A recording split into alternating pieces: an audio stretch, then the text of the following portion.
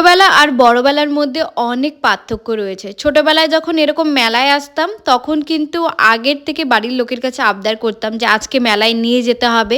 আর যদি রাজি হয়ে যেত আর মেলায় চলে আসতাম তখন কিন্তু মেলায় গিয়ে আবদার করতাম যে এটা কিনে দাও, ওটা কিনে দাও, এটা খাবো, সেটা খাবো। আর এখন বড় হওয়ার পর বুঝতে পারছি সেই দিনগুলো কত সুন্দর ছিল। হয়তো টাকা পয়সা থাকতো না আমাদের কাছে, কিন্তু অনেক সুন্দর ছিল সেই দিনগুলো। এখন বড় হয়ে টাকা থাকলেও সেই আবদারগুলো খুব মিস করি। আর সত্যি বলতে গেলে টাকা থাকা সত্ত্বেও কিন্তু এখন আমরা কোনো জিনিস কিনতে গেলে 10 বার ভেবে কিনি।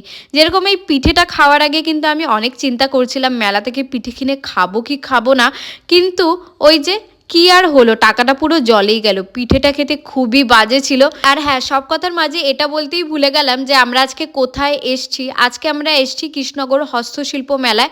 আর হস্তশিল্প মেলা মানেই তো তোমরা বুঝতে পারছো যে এখানে সব ইউনিক ইউনিক জিনিস নিয়ে বসেছে।